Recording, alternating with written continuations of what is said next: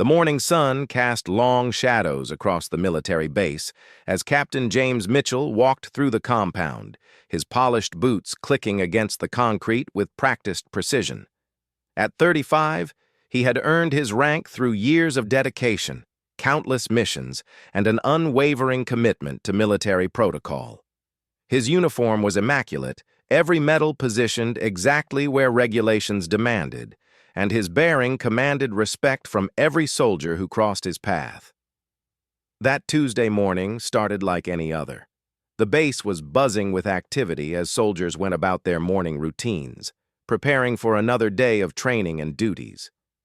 Captain Mitchell had been stationed at Fort Harrison for 3 years now, and he knew every corner of the facility, every face among his troops, and every regulation in the military handbook. As he approached the main administrative building, something unusual caught his attention. Standing near the flagpole was a woman in civilian clothes, perhaps in her early 60s, with silver hair pulled back in a neat bun. She wore a simple blue dress and carried herself with a dignity that seemed out of place among the military personnel rushing past her. What struck Captain Mitchell most was her stillness amid all the movement around her. The woman was watching the morning flag ceremony with an intensity that made several soldiers glance in her direction. When the bugle sounded and everyone on the base stopped to salute the raising of the American flag, she remained motionless. Her hands stayed at her sides, her expression calm but resolute. Captain Mitchell felt his jaw tighten as he observed this breach of basic respect. Protocol was everything in the military. It was what separated order from chaos, what built the foundation of discipline that kept soldiers alive in dangerous situations.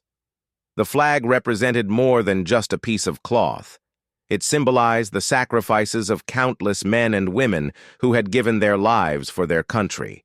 To refuse to salute it was not just disrespectful, it was unthinkable. Captain Mitchell approached the woman with measured steps, his training keeping his emotions in check despite his growing irritation. Around them, other soldiers had noticed the situation and were watching from a respectful distance, waiting to see how their commanding officer would handle this unusual circumstance.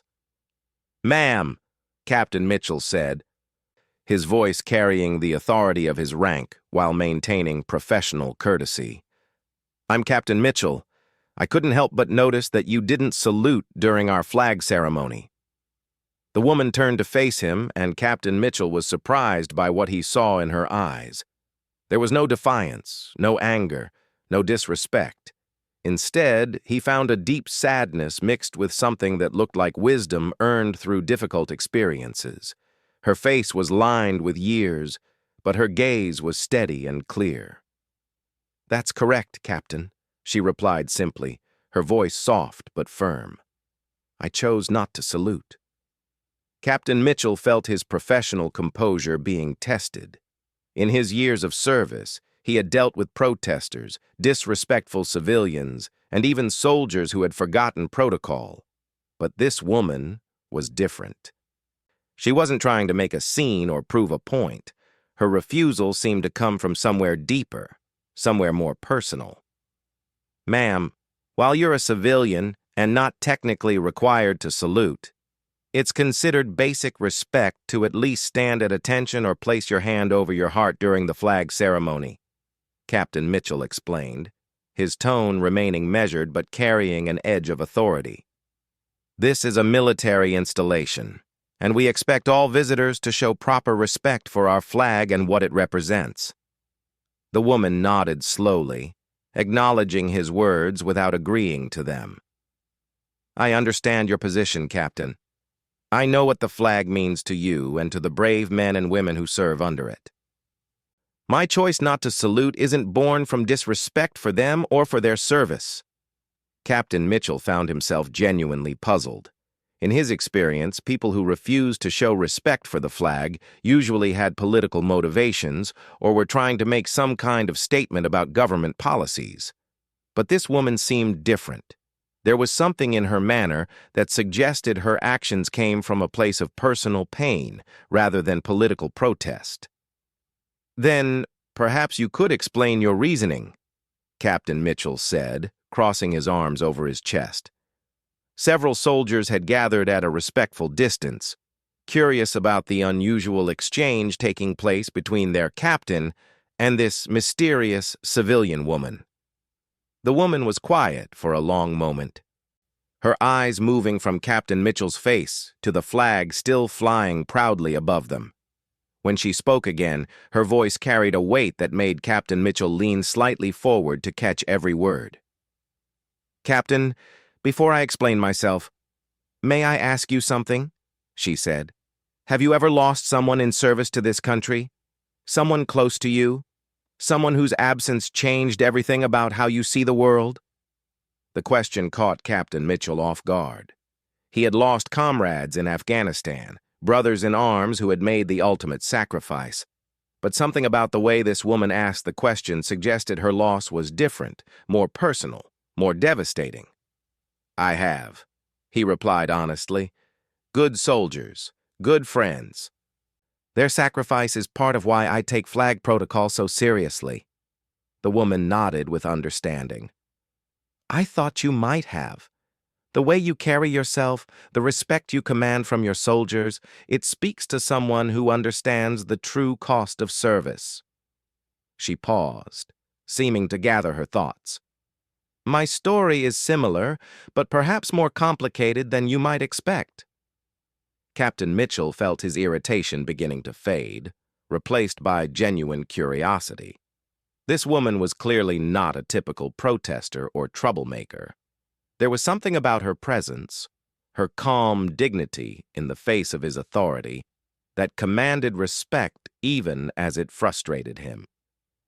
"I'm listening," he said, uncrossing his arms and adopting a more open posture. The woman glanced around at the soldiers who were still watching from a distance, then back at Captain Mitchell. "Perhaps this conversation would be better held somewhere more private, Captain.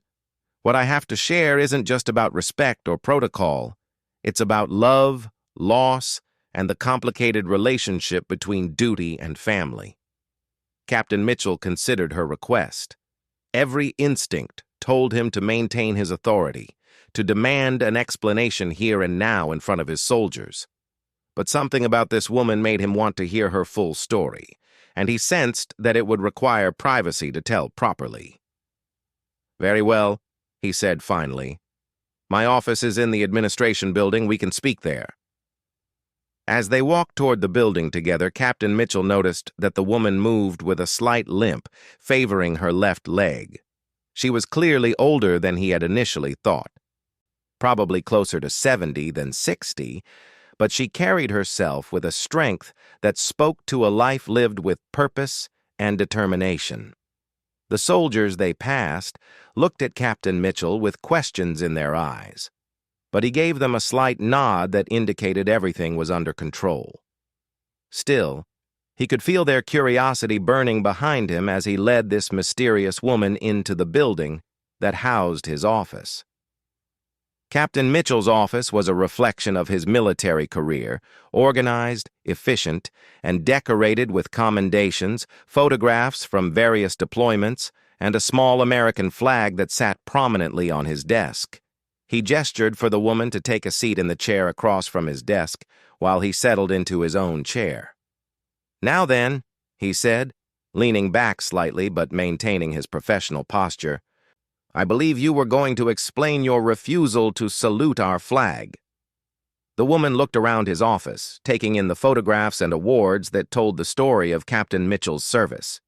Her eyes lingered on a particular photograph showing him with a group of soldiers in what appeared to be Afghanistan, all of them dusty and tired but smiling for the camera. "You've served your country well, Captain," she said softly. "I can see it in everything around us, in the respect your soldiers show you, in the way you've handled this situation with me. You're the kind of officer who understands that leadership means taking care of the people under your command."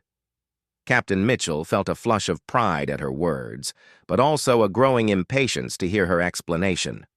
"Thank you, ma'am, but I'm still waiting to understand why you refuse to show respect for the flag that represents everything we fight to protect." The woman took a deep breath. and for the first time since he had encountered her, Captain Mitchell saw her composure waver slightly. Her hands trembled almost imperceptibly as she clasped them in her lap. "My name is Margaret Thompson," she began, her voice steady despite the emotion Captain Mitchell could see building in her eyes. "And I want you to know that I have nothing but respect and gratitude for the men and women who serve in our military. What happened outside wasn't about disrespecting them or their sacrifice." Captain Mitchell waited, sensing that she was building toward something significant. 42 years ago, Margaret continued, I was married to a young soldier named David Thompson. He was stationed at this very base, Captain Mitchell, right here at Fort Harrison. Captain Mitchell felt something shift inside his chest as Margaret Thompson spoke those words. The mention of Fort Harrison's history suddenly made this conversation much more personal and complex than a simple matter of flag protocol. He leaned forward slightly, his professional distance beginning to crack under the weight of genuine human curiosity. "Your husband was stationed here 42 years ago," Captain Mitchell asked, quickly calculating the timeline in his head. "That would have been in the early 1980s. Margaret nodded, her fingers working nervously at the clasp of her small purse. "David was 24 years old when we married, fresh out of officer training school. He was so proud to wear that uniform, Captain. So determined to serve his country with honor. He would have been about your age when everything happened." Captain Mitchell remained silent, sensing that interrupting would break whatever spell was allowing Margaret to share this deeply personal story. He had learned in his years of leadership that sometimes the most important conversations required patience and space for the other person to find their words. "We had only been married 18 months when David received orders for what they called a classified training exercise," Margaret continued, her voice taking on a distant quality as she remembered. "It was supposed to last 6 weeks. 6 weeks, and then he would come home, and we could start planning the family we both wanted so desperately." She paused, looking out the window of Captain Mitchell's office toward the flag that still flew proudly over the base. "That was the last time I saw my husband alive, Captain. He never came home from that training exercise." Captain Mitchell felt his throat tighten. As a military officer, he knew all too well how missions could go wrong, how training exercises could turn deadly, how the families of soldiers often paid the highest price for service to country. But something in Margaret's tone suggested that David Thompson's death was more complicated than a typical military tragedy. "I'm sorry for your loss, Mrs. Thompson," Captain Mitchell said formally, but with genuine sympathy. "Losing a spouse in service to our country is a sacrifice that can never truly be repaid. But I still don't understand how that relates to your refusal to salute the flag that your husband died defending." Margaret's eyes flashed with something that might have been anger, but it passed so quickly that Captain Mitchell wasn't certain he had seen it at all. When she spoke again, her voice was steady, but there was an edge to it that hadn't been there before. "That's just it, Captain," she said, leaning forward slightly. "For 42 years, I believed exactly what you just said. I believed that David died defending our flag, defending our country, defending the values that we hold dear. I mourned him as a hero, and I honored his memory by supporting other military families and volunteering with veterans organizations." Captain Mitchell frowned, sensing that Margaret's story was about to take a turn he wasn't prepared for. "What changed?" he asked quietly. Margaret reached into her purse and withdrew a thin manila folder that looked well worn from handling. She placed it carefully on Captain Mitchell's desk, but didn't open it immediately. 3 months ago, I received a phone call from a man named Robert Harrison," she said. "He told me he had been David's commanding officer during that final training exercise. He said he was dying of cancer and wanted to clear his conscience before he passed away." Captain Mitchell stared at the folder on his desk, understanding beginning to dawn on him. Military secrets, classified operations, families kept in the dark about the true nature of their loved ones' deaths. These were realities he knew existed, even if he had never personally encountered them. "What did Colonel Harrison tell you?" Captain Mitchell asked, though part of him dreaded hearing the answer. Margaret opened the folder with trembling hands, revealing several pages of official-looking documents, photographs, and what appeared to be handwritten letters. "He told me that David didn't die in a training exercise, Captain. He died in a covert operation in Central America, an operation that was never officially acknowledged by our government." Captain Mitchell felt the floor seem to shift beneath him. Covert operations, especially those from the 1980s, were often surrounded by layers of classification and secrecy that could persist for decades. If Margaret Thompson's husband had died in such an operation, it would explain why his family had never been given the full truth about his death. "According to Colonel Harrison," Margaret continued, her voice growing stronger as she spoke, "David and 12 other soldiers were sent into a hostile region to gather intelligence on Soviet-backed forces. Their mission was to infiltrate and report back on enemy movements and weapons capabilities." She pulled out a photograph and placed it where Captain Mitchell could see it.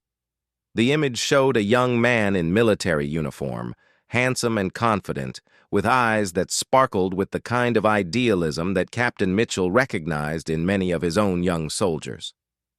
"The mission went wrong," Margaret said, her voice barely above a whisper. "They were betrayed by someone in the local population who had been paid by enemy forces. David and 6 other soldiers were captured." Captain Mitchell studied the photograph of David Thompson, seeing in that young face a reflection of every soldier he had ever commanded. The thought of such a man being captured and killed in a mission that couldn't even be officially acknowledged made his stomach turn. "What happened to them?" Captain Mitchell asked, though he suspected he already knew the answer.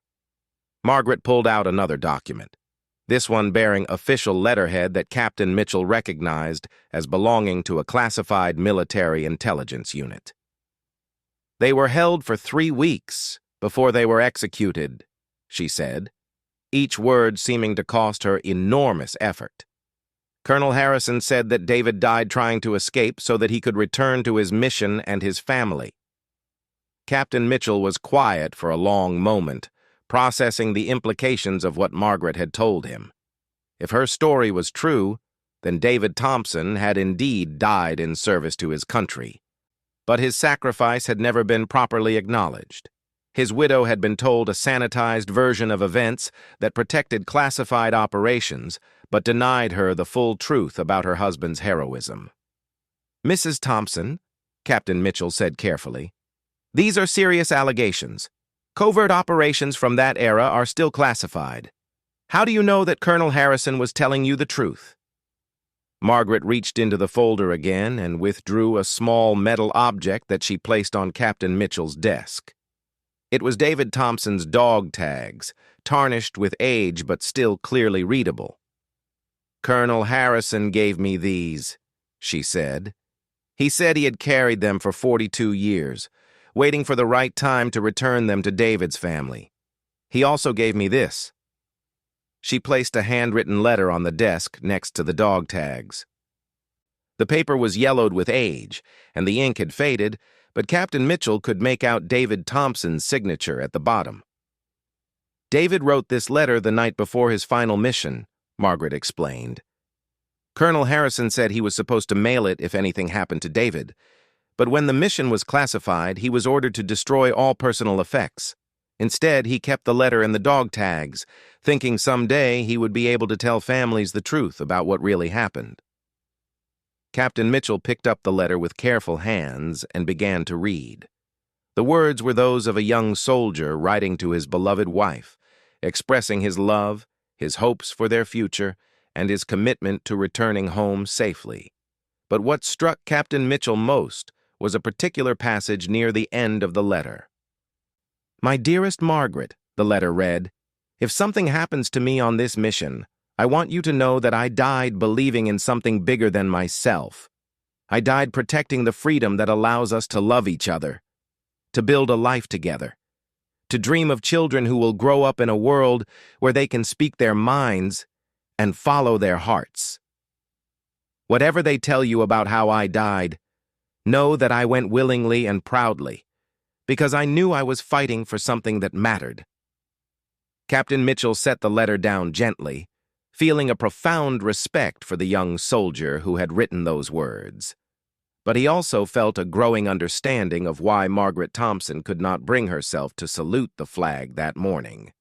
"He died believing he was protecting freedom," Margaret said, picking up the thread of David's words. "But for 42 years I was denied the freedom to know the truth about his sacrifice. The very government he died serving lied to me, Captain. They told me he died in a training accident, that his body couldn't be recovered due to the dangerous terrain where the accident occurred." Captain Mitchell rubbed his temples, feeling the weight of Margaret's revelation settling on his shoulders. As a career military officer, he understood the necessity of operational security and classified missions. But as a human being, he could see how devastating it would be for a family to be denied the truth about their loved one's heroic death. "I understand your anger, Mrs. Thompson," he said finally. "And I understand why learning the truth after all these years would be incredibly painful. But David still died serving his country. His sacrifice was real even if the official story was incomplete." Margaret's eyes flashed again, and this time Captain Mitchell was certain he saw anger there. "Incomplete?" she said, her voice rising slightly. "Captain, they didn't just give me an incomplete story. They gave me a lie. They robbed me of the chance to properly grieve my husband. They robbed our families of the chance to honor his memory appropriately. And they robbed David of the recognition he deserved for his ultimate sacrifice." She stood up suddenly, beginning to pace in the small space in front of Captain Mitchell's desk. For the first time since he had met her, Margaret Thompson looked like the grieving, angry widow she had every right to be.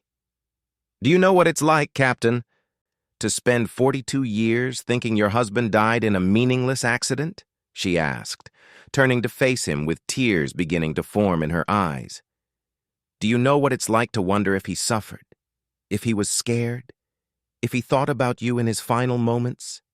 Do you know what it's like to have no closure, no real answers, no way to properly honor the man you loved?" Captain Mitchell remained silent, understanding that Margaret needed to release 42 years of suppressed grief and anger. "And now," she continued, her voice breaking slightly, "now I learned that David died a hero's death, that he was captured and tortured and executed, but that he never broke, that he died trying to escape so he could complete his mission and come home to me, that he was exactly the man I always believed him to be, but that our government decided I didn't deserve to know that truth." Margaret sat back down heavily, as if the emotional weight of her words had physically exhausted her. Captain Mitchell watched as she composed herself, struck by her strength even in the midst of such profound revelation. "So you see, Captain," she said quietly, "when I chose not to salute that flag this morning, it wasn't because I don't respect what it represents. It was because I needed to make a statement about what happens when the government that flag represents chooses to lie to its own people." Captain Mitchell sat in stunned silence, staring at the document spread across his desk. The weight of Margaret Thompson's revelation pressed down on him like a physical force. As a career military officer, he had always believed in the importance of following orders and maintaining operational security. But as a human being, he could see the devastating impact that institutional secrecy could have on the families left behind. "Mrs. Thompson," he said finally, his voice softer than it had been throughout their conversation, "I can't begin to imagine what you've gone through. Learning the truth after all these years must have been incredibly difficult. Margaret wiped at her eyes with a tissue she had pulled from her purse, but her gaze remained steady and determined. What's most difficult, Captain, is realizing that I spent 4 decades angry at the wrong people. I was angry at David for leaving me, angry at the military for not taking better care of him, angry at myself for not somehow preventing his death. She gestured toward the documents on Captain Mitchell's desk. But the real tragedy is that David died exactly the kind of death that should be honored and remembered. He died protecting other soldiers, trying to complete a mission that was vital to our national security. He died the hero's death that every soldier hopes for if they must die in service. And instead of being able to take pride in that, I was left to mourn what seemed like a senseless accident. Captain Mitchell nodded slowly, beginning to understand the complex emotions that had led Margaret to refuse to salute the flag. "So when you declined to salute this morning," he said, "you were making a statement about transparency and truth, not about patriotism or respect for service." "Exactly," Margaret said, leaning forward with renewed intensity. "I love my country, Captain. I believe in what our military does to protect our freedom, but I also believe that freedom includes the right to know the truth about how our loved ones died in service to that freedom." Captain Mitchell picked up David Thompson's dog tags, feeling the weight of 42 years of secrets in the small pieces of metal. "Have you considered going to the media with this information? Or contacting your congressman? This kind of story could bring attention to how military families are treated when it comes to classified operations." Margaret shook her head. "Colonel Harrison made me promise not to go public with the details of David's mission. Even on his deathbed, he was concerned about protecting operational security and the safety of other soldiers who might still be involved in similar operations." She paused, seeming to weigh her words carefully. "But he did say that I should find a way to honor David's memory appropriately. He said that David deserved to be remembered as the hero he was, not as a victim of a training accident." Captain Mitchell was quiet for a moment, considering Margaret's words and the implications of what she had shared with him. Then something occurred to him, a detail that he couldn't quite place, but that seemed important. "Mrs. Thompson," he said slowly, "you mentioned that Colonel Harrison was your husband's commanding officer. Did you say his first name was Robert?" Margaret nodded. "Robert Harrison. Why do you ask?" Captain Mitchell felt a chill run down his spine as pieces of a puzzle began falling into place in his mind.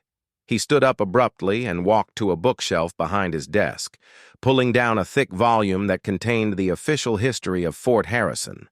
He flipped through several pages before finding what he was looking for. "Mrs. Thompson," he said, his voice tight with emotion, "I think there's something you need to know about Colonel Robert Harrison." Margaret looked at him with confusion. "What do you mean?" Captain Mitchell placed the open book on his desk and pointed to a particular passage. "According to the official history of this base, Colonel Robert Harrison was killed in action in 1983, approximately 1 year after your husband's death. He was reportedly killed in a training accident during a live fire exercise." Margaret stared at the book, her face going pale. "That's impossible," she whispered. "I spoke to him just 3 months ago. He called me from a hospital in Virginia. He was dying of cancer, but he was very much alive when we spoke." Captain Mitchell felt his heart begin to race as he realized the implications of what he was seeing. "Mrs. Thompson, what if Colonel Harrison's death was fabricated just like the story about your husband? What if he's been living under an assumed identity for the past 40 years? Margaret's hands began to shake as she processed what Captain Mitchell was suggesting. "You think Robert Harrison faked his own death?" "I think," Captain Mitchell said carefully, "that your husband's mission was even more classified than Colonel Harrison led you to believe. I think that when David and his fellow soldiers were captured and killed, the military decided that everyone associated with the operation needed to disappear, including their commanding officer." Captain Mitchell sat back down and leaned across his desk toward Margaret. Think about it. If Colonel Harrison was officially dead, then there would be no one left alive who could tell the true story of what happened to David and the other soldiers. The secret would be buried forever. Margaret's eyes widened as she began to understand the full scope of what might have happened. So when Robert Harrison contacted me, he wasn't just clearing his conscience.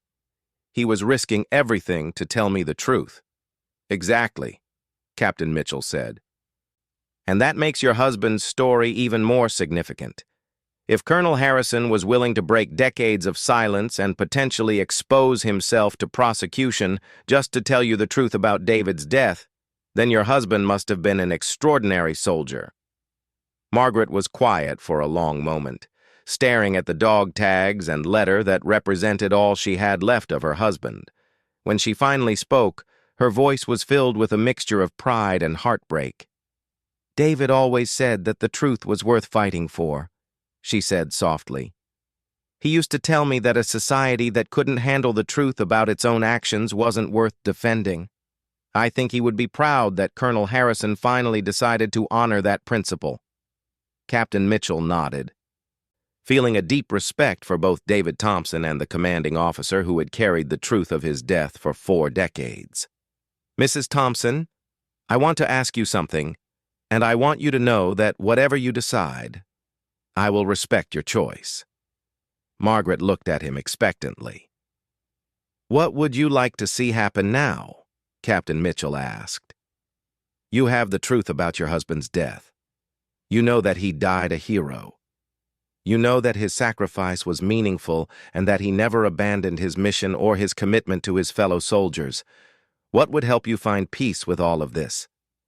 Margaret was quiet for several minutes, clearly weighing her options carefully. When she finally spoke, her voice was clear and determined. I want David to be properly honored, she said. Not publicly, if that would compromise ongoing operations or put other soldiers at risk. But I want his name to be added to the memorial wall for soldiers killed in action. I want his record to reflect the truth about how he died. And I want other military families to know that sometimes the truth is more complicated than what they're told initially. Captain Mitchell felt a surge of respect for Margaret Thompson.